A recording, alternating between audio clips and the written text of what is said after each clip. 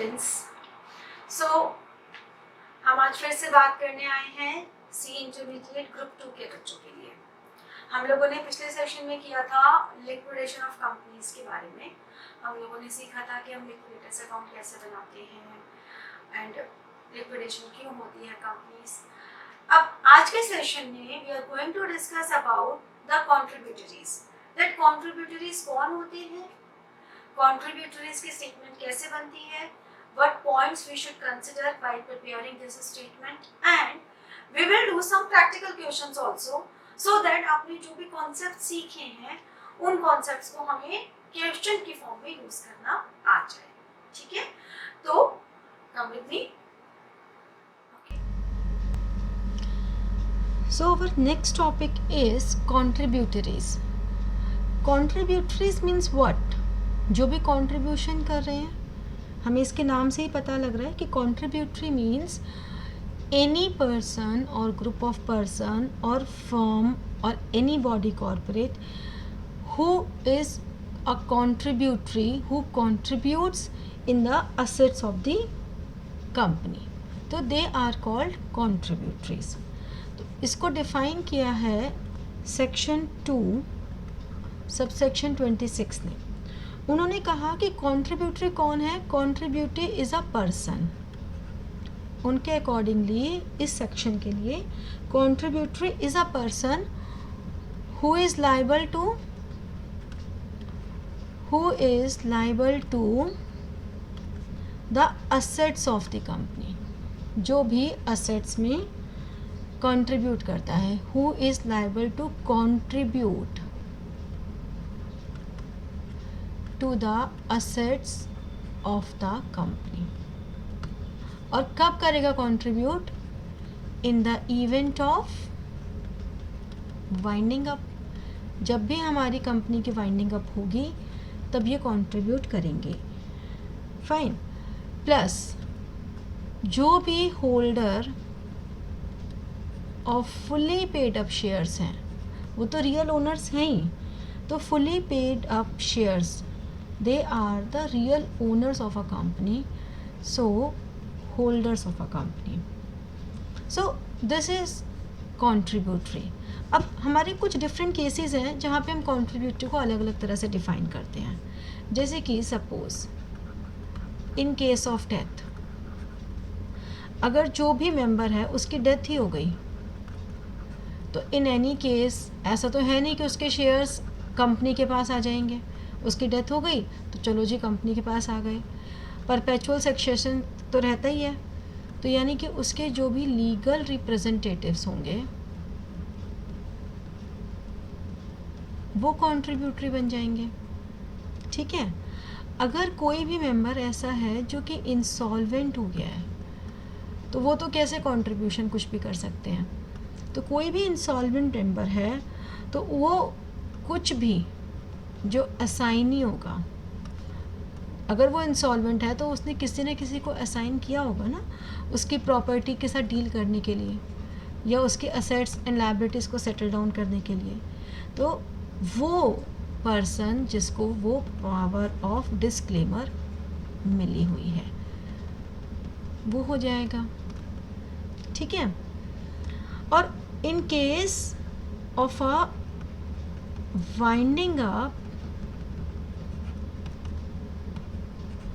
Of a body corporate, कोई भी ऐसी ऑर्गेनाइजेशन अगर है विच वॉज ए मेंबर, जो इसकी मेंबर थी हमारी कंपनी की भी, तो उसके केस में जो भी लिक्विडेटर्स होंगे, उनकी कंपनी के भी तो कोई लिक्विडेटर्स होंगे। जैसे हम लोग अपनी कंपनी की लिक्विडेटर स्टेटमेंट बनाते हैं, हम अपनी कंपनी में एक लिक्विडेटर असाइन करते हैं, ऐसे उनकी कंपनी में भी कोई लिक्विडेटर असाइन होगा। तो लिक्विडेटर सब्जेक्ट टू, जितने लिक्विडेटर्स को पावर मिली है, subject to power of disclaimer. ठीक है। ये सारे पॉइंट्स हमें ध्यान रखने हैं कि कॉन्ट्रीब्यूटरीज में हमें अलग अलग केसेस में कौन कौन कॉन्ट्रीब्यूटरी होता है। फाइन। अब अगर हम कंट्रीब्यूटरीज की लिस्ट की बात करें कि लिस्ट ऑफ कंट्रीब्यूटरीज कैसे बनती है, तो लिस्ट ऑफ कंट्रीब्यूटरीज, ये जो भी हम लिस्ट बना रहे हैं, ये लिस्ट ऑफ कंट्रीब्यूटरीज, ये दो तरह की लिस्ट बनती है। एक हमारे पास बनती है लिस्ट ए और एक बनती है लिस्ट बी। ठीक है, लिस्ट ए का मतलब क्या हुआ, कोई भी इस तरह की लिस्ट, वो list of persons who are the members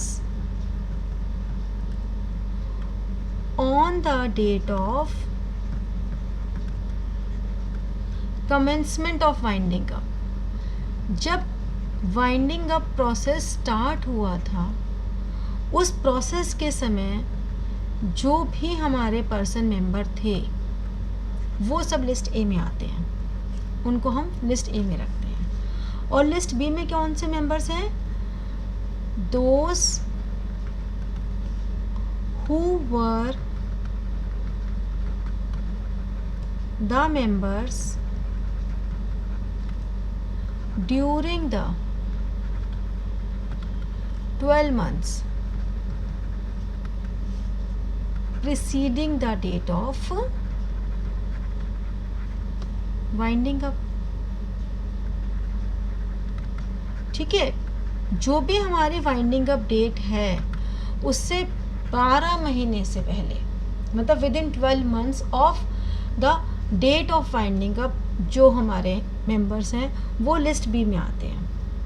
ठीक है, तो इस तरह से हम लिस्ट ए और लिस्ट बी को डिवाइड कर देते हैं।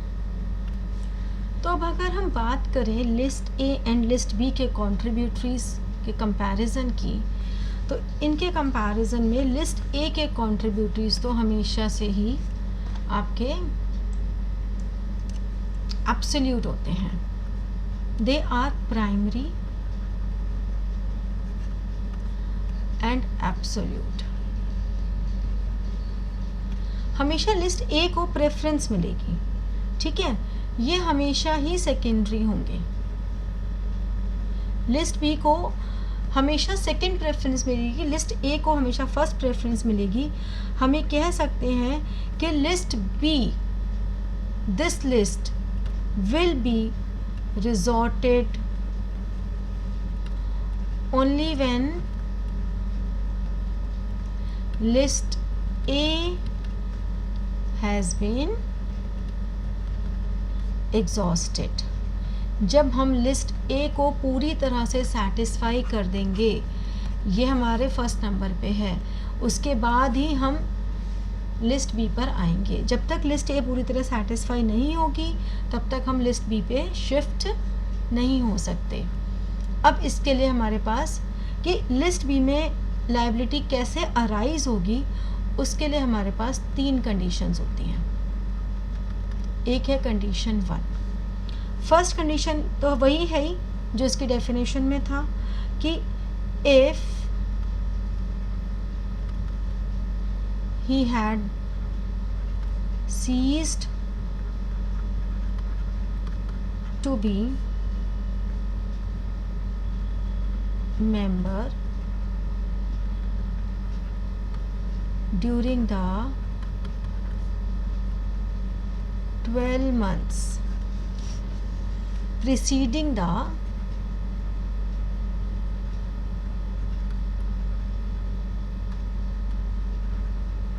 date of commencement of winding up। जब भी हमारा वाइंडिंग अप होना स्टार्ट हुआ है, ख़त्म नहीं, जिस दिन हमारा वाइंडिंग अप स्टार्ट हुआ है उससे पहले 12 months ही had been cease to be member.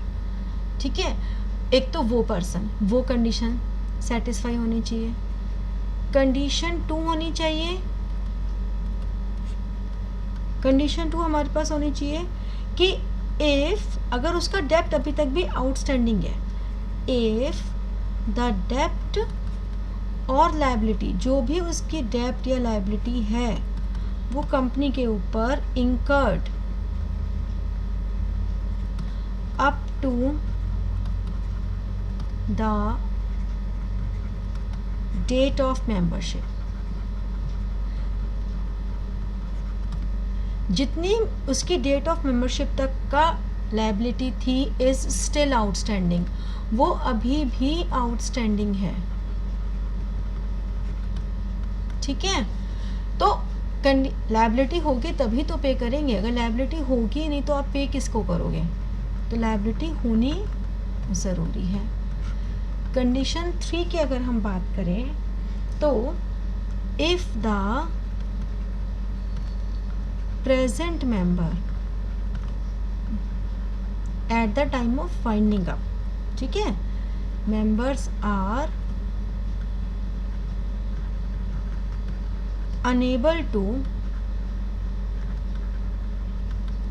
pay the contribution required to be made।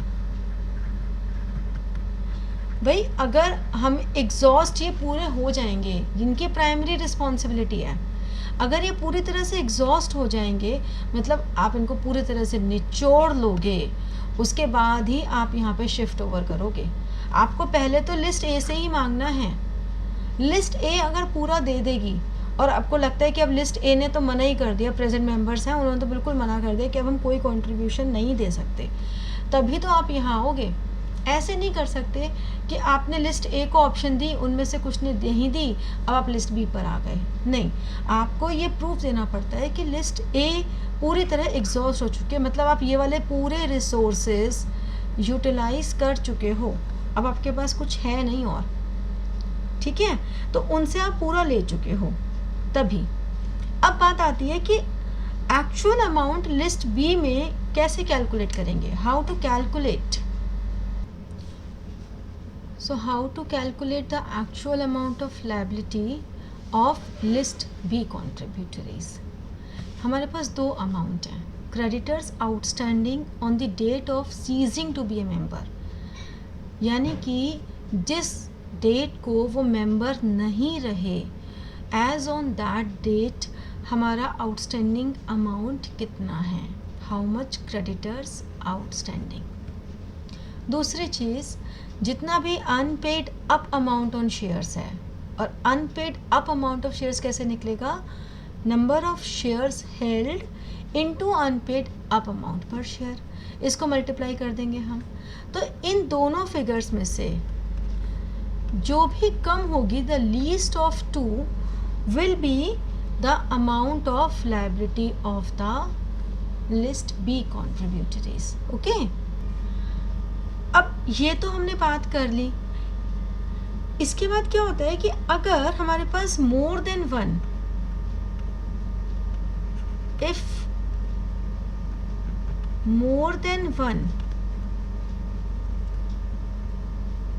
List B contributories हैं, भाई अगर एक ही है तब तो कोई दिक्कत ही नहीं है, लेकिन अगर हमारे पास ज़्यादा है तो कायदे से करना क्या होगा हमें, लिस्ट बी कॉन्ट्रीब्यूटरीज अगर एक से ज़्यादा हैं तो जितना भी अमाउंट लायबल टू पे है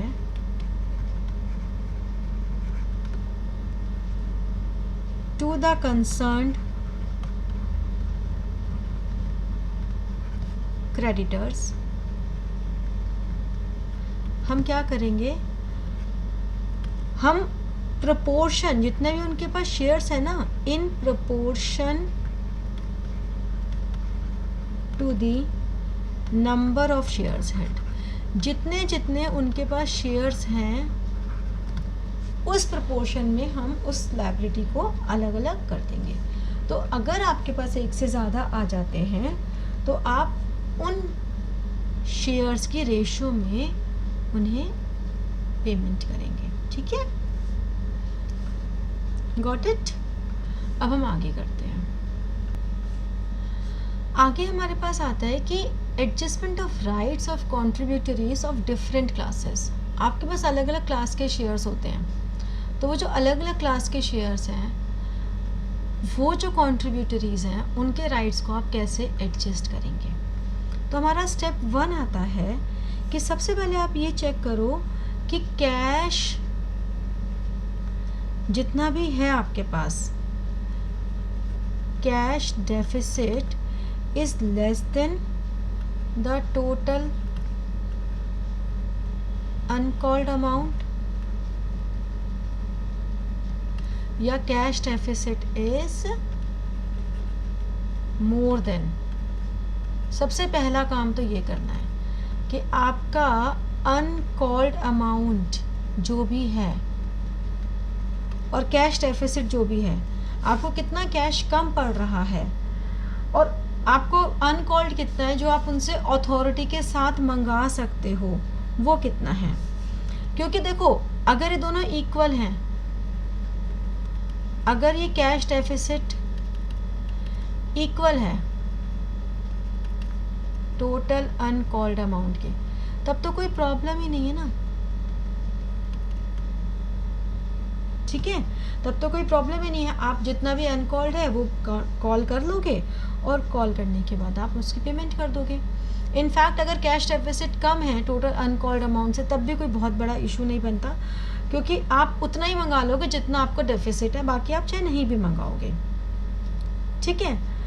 बात ये आती है कि ये वाला अगर केस है तो इस केस में हमें अगले स्टेप पे जाना पड़ेगा। अगर कैश डेफिसिट ज़्यादा है तो उस केस में हमें डेफिशिएंसी निकालनी पड़ेगी। हमें देखना पड़ेगा कि कितनी डेफिशिएंसी है। Calculation of deficiency as percentage of nominal share capital, क्योंकि तब हमें ये प्रॉब्लम आएगी कि हमारा डेफिसिट ज़्यादा है और अनकॉल्ड कम है, तो अब हम उसको कैसे करें। तो हमें एक टेबल बनानी पड़ेगी जो ये कैलकुलेट करेगी कि भाई percentage of nominal share capital कैसे निकालेंगे हम। देखो, इसमें पहला स्टेप हमारा further total paid up capital. आप सबसे पहले तो टोटल पेड अप कैपिटल देख लो कितनी है, ठीक है। फिर बी पॉइंट, इसमें से लेस कर दो कितना कैश अवेलेबल है, ठीक है। कितना अवेलेबल कैश है, ये कैश अवेलेबल आपने निकाला ही होगा। कैसे निकल जाता है, टोटल रिसिप्ट्स, जितने भी टोटल रिसिप्ट्स हैं, ठीक है। टोटल रिसिप्ट्स में आप इंक्लूड कर लोगे इंक्लूडिंग कॉल्स इन एरियर्स, और इसमें से माइनस कर दोगे माइनस टोटल पेमेंट्स, जितनी भी आपने पेमेंट की है इंक्लूडिंग कॉल्स इन एडवांस, ठीक है ना। भाई कॉल्स इन एरियर्स तो माइनस करने पड़ेंगे और कॉल्स इन एडवांस यहाँ पे हम ले लेंगे। तो कितनी भी रिसिप्ट हुई हैं, जो भी एरियर्स थी वो भी रिसीव हो गई, जो एडवांस थी वो आपको नहीं अब होंगी। तो total payments including calls in advance कि हम मान के चलेंगे ये तो एडवांस में आ चुकी है, ठीक है। ये फिगर आ जाएगी। इस फिगर को हमने यहाँ से कर दिया लेस, ठीक है। और अगर आपके पास कैश डेफिसिट है,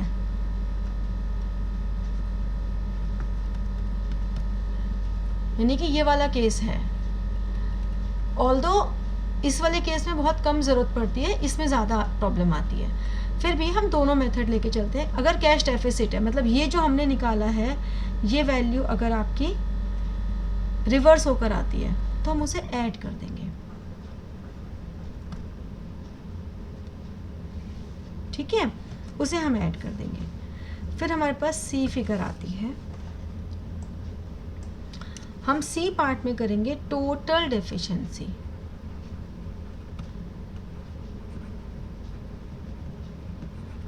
total deficiency to be borne, वो क्या होगी, या तो a माइनस बी होगी या फिर a प्लस बी होगी, ठीक है ना। तो ये टोटल डेफिशिएंसी आ गई। फिर हमारे पास एक डी पॉइंट आएगा, वो बताएगा हमें कि भाई हमारे पास टोटल नॉमिनल शेयर कैपिटल कितनी है।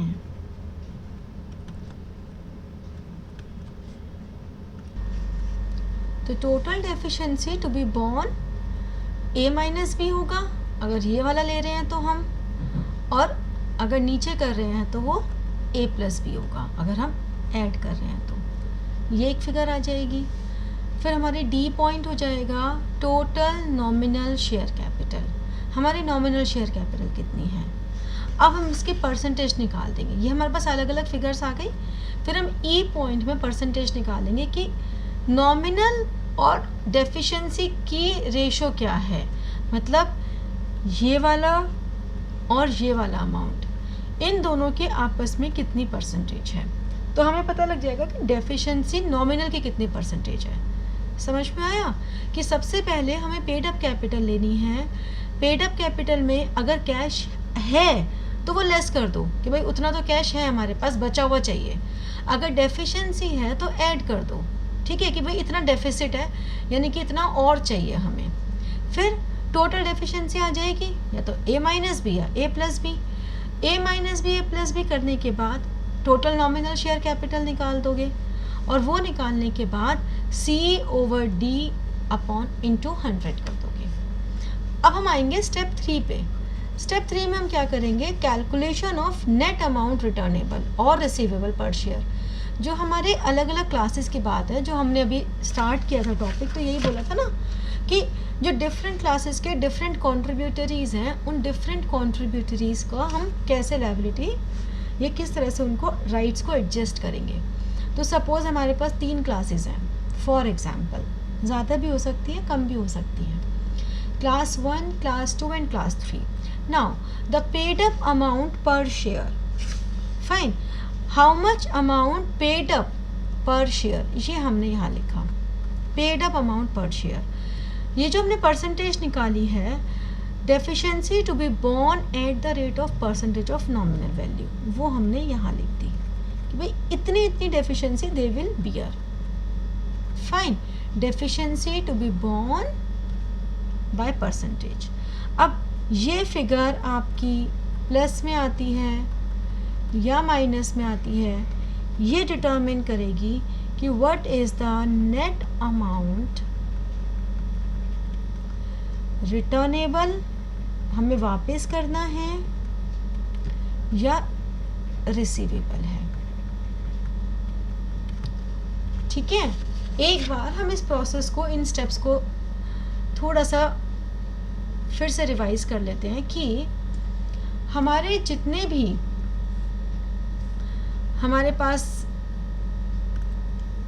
कॉन्ट्रीब्यूटरीज अगर डिफरेंट क्लासेस की हैं, तो ये जो डिफरेंट क्लासेस की कॉन्ट्रीब्यूटरीज हैं उनके राइट्स को हम कैसे एडजस्ट करेंगे। हमारा पहला स्टेप होगा कि हम ये देखेंगे हमारा cash deficit total uncalled money से कम है, ज़्यादा है या इक्वल टू है। अगर तो इक्वल टू है तब मामला यहीं पे ख़त्म। आप जितना भी अनकॉल्ड अमाउंट है उसे कॉल कर लो, उस डेफिसिट को पूरा कर दो, बात ही ख़त्म हो जाती है। हाँ, अगर वो कम है या ज़्यादा है, मतलब ये वाला केस है या ये वाला केस है, तो हमें स्टेप 2 पर आना पड़ता है। ठीक है, जब हम स्टेप 2 पर आते हैं तो हम कहते हैं कि calculation of deficiency as percentage of nominal capital. और ये परसेंटेज हम कैसे निकालते हैं, हम ये देखते हैं कि टोटल पेड अप कैपिटल कितनी है, हमारे पास कैश अवेलेबल है या कैश डेफिसिट है। अगर तो कैश अवेलेबल है तो लेस कर दो, अगर तो डेफिसिट है तो ऐड कर दो।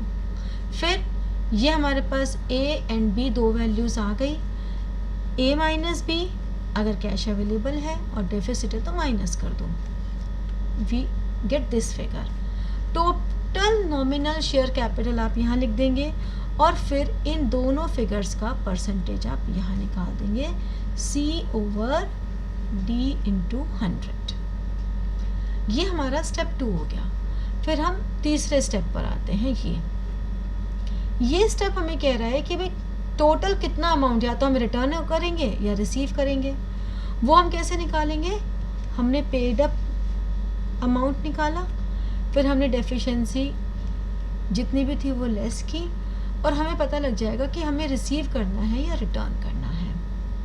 ठीक है, तो ये सारी हमारी थी अकाउंटिंग रिलेटेड टू कॉन्ट्रीब्यूटरीज।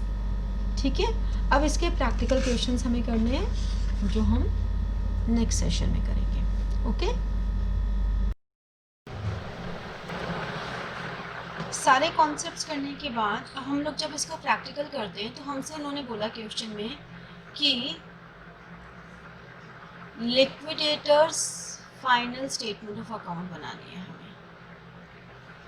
तो liquidators final statement of account का मतलब हो गया कि हमें liquidators final statement of account ये बनेगी।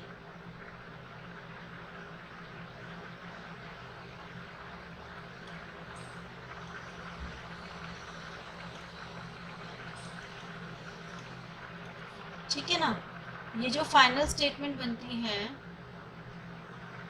इसमें इधर आपकी रिसिप्ट्स आती हैं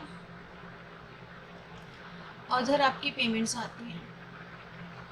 लेकिन इसको करने से पहले हमें वर्किंग नोट्स में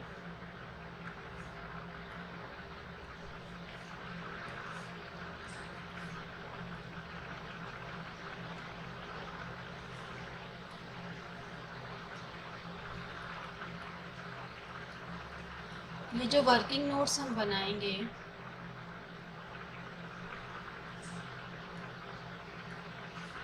वर्किंग नोट्स में हमें पहले कैलकुलेशन ऑफ एफिशिएंसी करनी पड़ेगी।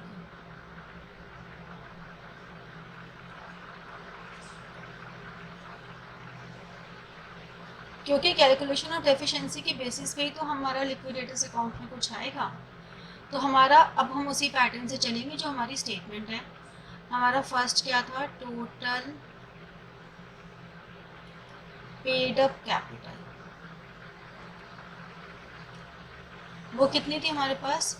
ये देखो 3 लाख इंटू 10 ये है, 3 लाख इंटू 10 ये है, और 1 लाख इंटू 30 ये है। तो हमारे पास जो टोटल पेड अप कैपिटल है वो कितनी है?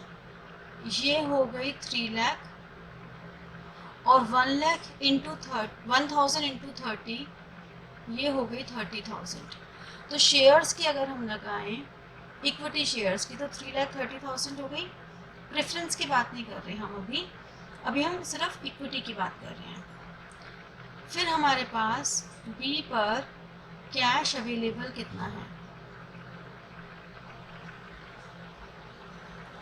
हमारे पास कैश अवेलेबल था, हमें बोला गया calls in arrears 10,000, advance 8,50,000, preference dividend 1 year का एरियर है।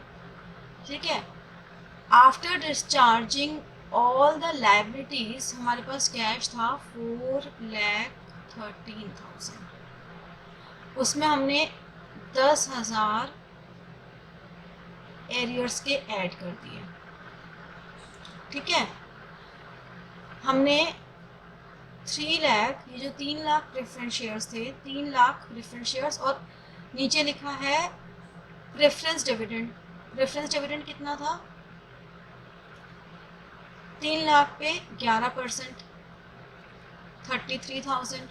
तो 3,33,000 हमारी प्रेफरेंस शेयर कैपिटल और डिविडेंड ये आ गया, जो हमने माइनस कर दिया। ठीक है, और कॉल्स रिसीव्ड इन एडवांस वो भी हम माइनस कर देंगे।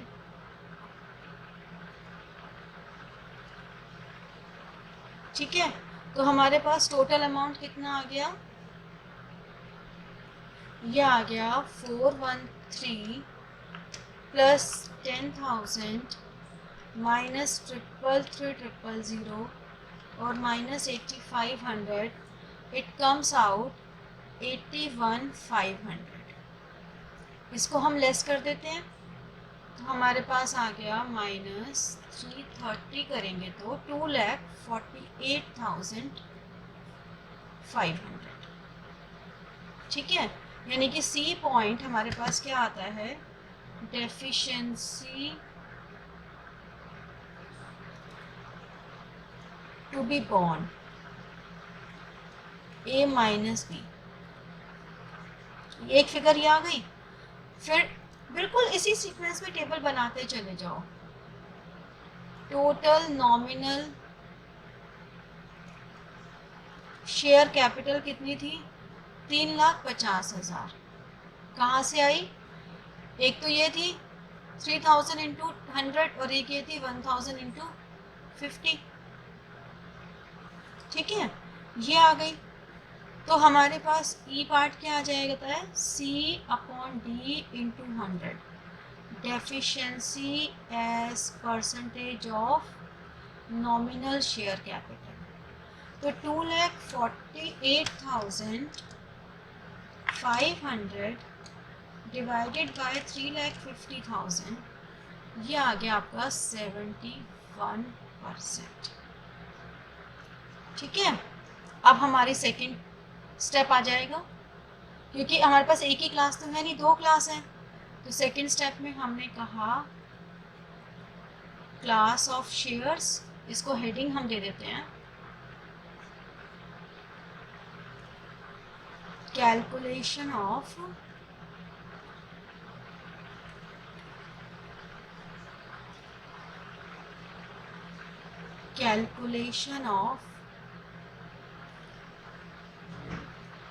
Net amount returnable to shares. हम कितना कितना उन्हें वापस करेंगे, तो कितना करेंगे, एक कॉलम बन गया क्लास ऑफ शेयर्स ए और बी। ठीक है, पेड अप, ये जो मैंने आपको फॉर्मेट बताया था बस उसी फॉर्मेट के अकॉर्डिंगली करते जाओ, तो आपको कंफ्यूजन होगी ही नहीं। ये 100 है और ये 30 है, इतनी पेड अप थी, लेस डेफिशिएंसी। ठीक है, डेफिशिएंसी 71%, तो 71% ऑफ 100 इज 71 और 71% ऑफ 30, सॉरी 50 इंटू 71% इज 35.5। ठीक है, नॉमिनल वैल्यू से निकालनी है। पहले केस में 71% ऑफ 100 और 71% ऑफ, तो डेफिशिएंसी परसेंटेज की हमने क्या निकाली है, deficiency is percentage of nominal share capital. तो इसकी नॉमिनल वैल्यू 100, नॉमिनल वैल्यू अगर देखें तो इसकी 100 थी और इसकी 50 थी। ठीक है, तो ये हमारे पास आ गई 29 और ये 5.5 नेगेटिव में आ गई। Net amount returnable. अब इस परसेंटेज का हमें यूज कहाँ करना है, हम इस परसेंटेज का यूज करेंगे यहाँ। ए को तो हम रिटर्न करेंगे 29, लेकिन जो बी कैटेगरी है उनसे हम लेंगे, मतलब इनसे हम रिसीव करेंगे, क्योंकि नेगेटिव में आ रहा है ना। तो रिसिप्ट्स में आप देखो, कैश आपके पास था 413, आपके पास रियलाइजेशन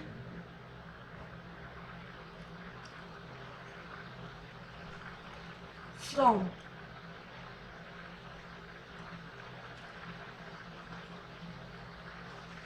कॉल्स इन एरियर्स 10,000 और फाइनल कॉल, हम उनसे फाइनल कॉल कितनी मंगाएंगे, 1,000 शेयर्स पर 5.5।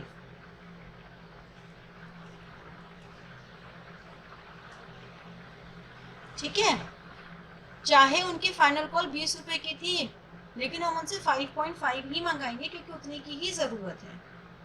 तो ये हो गया 5500, ठीक है। पर शेयर हम उनसे इतना ही मंगाएंगे। जब पेमेंट करेंगे तो रिटर्न टू कॉन्ट्रीब्यूटरीज, हमारे पास प्रेफरेंस डिविडेंड आ गया 33,000, प्रेफरेंस शेयर कैपिटल आ गई 3 लाख, कॉल्स इन एडवांस आ गया 8500, और इक्विटी शेयर होल्डर्स को हमने कितना रिफंड किया, 3000 शेयर्स पे 29 पर शेयर, हमने 87,000 उन्हें पे कर दिया। अब दोनों साइड का टोटल आप जरा चेक करो, 87,000, 8500, 333, it comes out 428,500, 413, 10,000, 5,500, 428,500, ये टैली हो गई आपकी, ठीक है। इस क्वेश्चन में हमें ये बोला है कि ये हमारे पास इंफॉर्मेशन गिवन है और इस कंपनी के कुछ क्रेडिटर्स हैं जो कि अनपेड हैं, ये वाले क्रेडिटर्स अनपेड हैं, उसमें उन्होंने PQSTU बोला, ठीक है। नीचे उन्होंने कहा the shares were 180 being called up and paid up, यानी कि 20 रुपीज पर शेयर अनपेड हो गया। फिर अ मेंबर आर, ऊपर आर का नाम मेंशन नहीं है, जिसके पास 200 शेयर्स थे, 28 फरवरी 2012 को उसकी डेथ हुई, 15,000 उस समय क्रेडिटर्स ड्यू थे और उसने वो शेयर्स अपने बेटे एक्स को दे दिए थे। जेड ने जब ट्रांसफर किए, Z was the transferee of shares held by T, जो टी के शेयर्स थे वो उसने जेड को दे दिए थे और जेड ने 20 रुपए कॉल्स इन एडवांस इमीडिएटली दे दी थी जैसे वो मेंबर बना। तो यानी कि अगर ये जो हमारे P Q S T and you हैं, ये सब आपके ट्रांसफरर हैं, ठीक है। टी ने अपने शेयर दिए थे जेड को और जेड ने अपने ड्यूज पे कर दिए पहले से, तो ऐसे में टी की कोई लायबिलिटी नहीं आएगी, तो टी के शेयर्स की कोई लायबिलिटी नहीं होगी, ठीक है। टी की कोई लायबिलिटी नहीं आएगी। फिर तो हमारे लिए ये बिल्कुल एक तरह से खत्म हो गया टी, तो ठीक है। नेक्स्ट आता है the liquidation of company commenced on 1 फरवरी, तो 1 फरवरी से अगर हो रही है तो पी का भी हमारे लिए कोई रिलेवेंस नहीं रहा। When the liquidator made a call on the present and past contributors to pay the amount, ठीक है, तो हमारे पास इसकी भी कोई पेमेंट दिक्कत नहीं आई। You are asked to quantify the maximum liability of the transfer of shares mentioned in the above table when the transferees paid the amount due and do not paid the amount due. तो हमें and also quantify the liability of X to whom shares were transferred on the demise of his father R. तो basically हमारी जो liability है P की liability generate नहीं होगी क्योंकि we will not be liable to pay any amount as the winding up proceedings commenced after 1 year from the date of transfer, ठीक है। तो हमारे लिए P का कोई रिलेवेंस नहीं है, ठीक है। अब P और T तो खत्म हो गए, हमारे पास आया Q जिसके पास 400 शेयर्स हैं, R जिसके शेयर्स X को चले गए उसके पास 200 शेयर्स हैं, S जिसके पास 700 शेयर्स हैं और U जिसके पास 1000 शेयर्स हैं। और यहाँ हमने बनाया अमाउंट आउटस्टैंडिंग, ये हमारा total as on the date है, मतलब ये 12,500, 7,500 ये सब एक्यूमुलेट होकर आ रहे हैं, ठीक है। तो अब हमारे पास, हम लाइन से करना स्टार्ट करते हैं।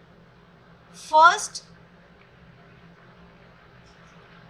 12,500 जो हमारे पास अमाउंट आउटस्टैंडिंग है, उसको हम इस रेशो में 4:2:7:1, 4:2:7:1। अच्छा, ये भी रेशो कैलकुलेट करने से पहले आप एक चीज और कर सकते हो, इसको हम बाद में लिखेंगे। चलो,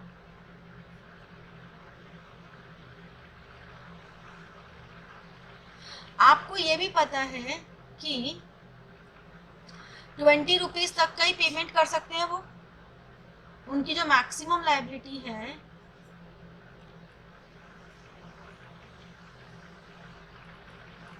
वो अप टू ₹20 पर शेयर है। तो हम पहले ये भी यहाँ पहले शुरू में निकाल के रख देते हैं।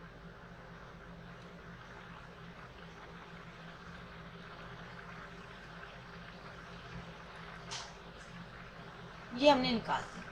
अब हम वापस उस पर आते हैं कि ये 12,500 है, हमें 12,500 को पेमेंट करनी है 4:2:7:10 में,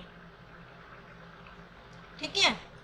फिर जो अगला होगा, अगला हमारे पास 18 नहीं है, सॉरी 15 है। अगला हमारे पास ये 15,000 है, आर वाला। तो 15,000 डेट वाइज देख रहे हैं ना, ठीक है। आपका ये जो फर्स्ट था ये था February 15, फिर ये है February 28, तो 2500। तो ये जो 2500 है, अब जब member cease to be member हो गए, मतलब क्यू तो पहले सीज टू बी मेंबर हो गया, तो क्यू इसमें पार्टिसिपेट नहीं करेगा 2500 में। 2500 में पार्टिसिपेट कौन करेंगे? जैसे इसमें क्यू, आर, एस और यू था, तो इसमें सिर्फ आर, एस और यू, यानी कि 2:7:10, ठीक है, सिर्फ इन तीनों में। फिर जब थर्ड वाली फिगर आएगी, थर्ड फिगर हमारे पास है 18,000। 18 में से हमने 15 माइनस कर दिए, यानी कि 3,000 की लायबिलिटी। ये हमारे पास आ रही है मार्च 15 में। मार्च 15 को भी हमारे पास तीनों लोग थे, तो ये जो 3,000 की लायबिलिटी है ये भी आर, एस और यू करेंगे, यानी कि 2:7:10 में। फिर जब फोर्थ फिगर आएगी 21 को तो हम छोड़ ही देंगे। अब हमने ली 30,000 माइनस 18,000, 12,000। ये हमारे पास आ रही है अप्रैल 15 को। अब एज ऑन दिस डेट हमारे पास बचे सिर्फ दो ही लोग, एक तो आर बचा और एक यू बचा।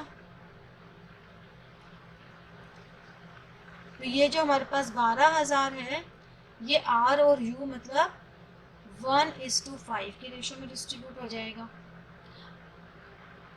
ठीक है। इसके बाद हम इन सबको इस रेशो में डिस्ट्रीब्यूट करके टोटल निकाल देंगे। तो पहले हम इसको रेशो में डिवाइड कर देते हैं। सो हमारे पास अब टोटल आया 2,174, 3,666, 5,803, 1,833,000। हमारी जो टोटल लायबिलिटी होती है वो होती है लोअर ऑफ, एक ये वाली फिगर है हमारे पास ए और एक ये वाली फिगर है बी, तो lower of A and B. तो क्यू की लायबिलिटी आ गई 2,174, इसकी आ गई 3,666, इसकी आ गई 5,830 और इसकी आ गई 18,330। मतलब चाहे उन्हें 20% देना था, 20 रुपीज़ पर शेयर देना था, बट उनको 20 रुपीज़ पर शेयर देने की ज़रूरत ही नहीं है, उनको सिर्फ इतना ही देने की ज़रूरत है, बिकॉज जितनी हमें यहाँ पे क्रेडिटर्स की पेमेंट करनी है उतना ही कैश वो लोग लेकर आएंगे, ठीक है, उससे ज़्यादा नहीं लेकर आएंगे। तो जितना भी अमाउंट उनको ड्यू हो रहा है वो मैक्सिमम लायबिलिटी उनकी ये आ जाएगी, चाहे as per records as 20 rupees per share आ रही है, लेकिन हमें lower of these two values लेनी है, तो this would be the maximum liability. इसको हम नाम देते हैं स्टेटमेंट ऑफ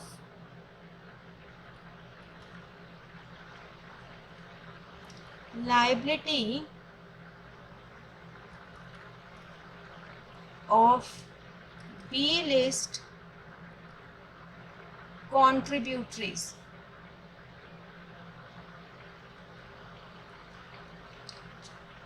ठीक है, statement of liability of B list contributories हम इसको नाम दे देते हैं, और इस तरह से हम इसकी कैलकुलेशन करते हैं। Got it? ओके, तो आई थिंक आप लोगों को लिक्विडेशन ऑफ कंपनीज एकदम क्लियर हो गया होगा, बहुत अच्छे से समझ में आ गया होगा। इस चैप्टर में से कुछ क्वेश्चंस बहुत छोटे छोटे भी आ जाते हैं और कई बड़े क्वेश्चंस भी आ जाते हैं, ठीक है, ऐसा कुछ नहीं है कि इस चैप्टर में से छोटा ही आएगा, इस चैप्टर में से बड़ा ही आएगा, ठीक है। So practice as much as you can, and in case of any doubt you can put your doubts, you can put your queries in the comment section। और जिसने इससे पहले की वीडियो नहीं देखी थी, जो लिक्विडेशन ऑफ कंपनीज का हमने बेसिक्स किया था, वो वीडियो भी हमने डिस्क्रिप्शन बॉक्स में लिंक डाला हुआ है, तो आप उधर से रेफर करके इससे पहले वाली वीडियो भी देख सकते हैं, ठीक है, सो दैट आपका पूरा चैप्टर एक साथ कवर हो जाएगा। और आपको कोई भी प्रॉब्लम आए आप मुझे मेल कर सकते हैं @rajshreetutorials@gmail.com। Okay, so subscribe this channel, like this video, share this video with your friends। Thank you so much and good luck to all of you।